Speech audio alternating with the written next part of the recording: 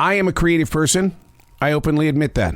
And I openly admit that I am addicted to creativity. It's what I do. One of the reasons why I even went to the front lines during the pandemic, during the lockdown, was because I needed to perform. I wanted to be in front of people. And my wife goes, well, go find the people. And I found them on the front lines. And you know what I found out?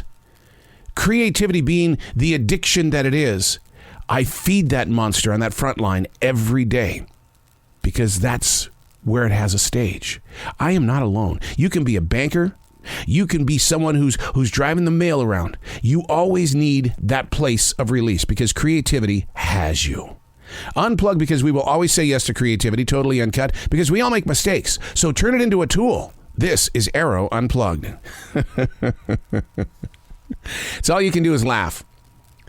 You know, we're surrounded by people every day that, you know, we're forced to work with. It's almost like a family. I wasn't given an opportunity to choose what family I wanted to be with. I was forced into it. I was forced, and I had to live with it and still have to live with it. And that's not a negative. I'm just being honest. And so our jobs, the places where we work, wherever it is, we are forced to work with people. And not all people get along. But the one thing that there's a theme that's been happening over the past year now. And that theme is, yeah, I decided that I to come work here because, oh, what the heck, I'll give it a shot. Well, those shots usually last about maybe 4 weeks, 6 weeks, and then all of a sudden the playing field changes again and again and again and again. And you look at the decision makers, the bosses, the managers on duty, and you say, what gives here? Why are we not getting great people? And they'll blame it on the little amount of money that is available, that this is the best we can get for this kind of money. And I'm thinking that's a really bad answer, because you can take something and someone who has a darker side than most, and you can turn them into a diamond. I think what's happening is that we're hiring, but we're not shaping. I understand that you're exhausted. I get it. Being on your feet for 8 to 9 hours and you only get a 15-minute break. And if you're there for 7 hours, then you get a 30-minute lunch. I get it. Your body hurts. Your brain is just overtaken by so many people around you at all times. I get it. I get it. Hey, it's Arroe. This is The Daily Mess, a chronological walk through an everyday world. I am a daily writer, and I pay attention to people and how they act, react, move on, disappear, come forward. Hi, my name is. Because there's always a story. And if we don't share the story, someone else is going to write it for us. This is The Daily Mess. Received another message from Joe Lindsley late last night. The American journalist in Ukraine. He spoke of the exhaustion. From the air raid sirens to the physical presence of a war-torn nation.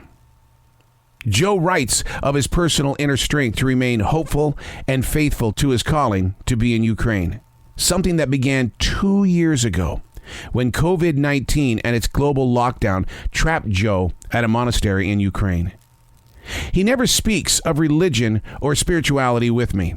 His focus is truly connected to sharing the story of the Ukraine people. I know his parents. I watched Joe grow up across the street. I'll take this microphone across the street and sit in his bedroom and tell you about Joe and how creative he was as a child, which was the very reason why I gave him the Artist Way from Julia Cameron. Today, he's the American journalist in Ukraine, in a section of the world where time has a brand new definition. His message late last night. Exhausted, his words were to me.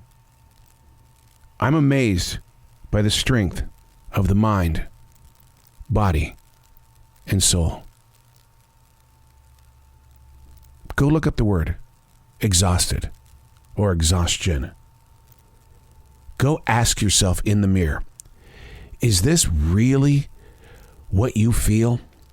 Or is it just a mental escape that kind of gives you a definition so that you can say, okay, let's get on with this day?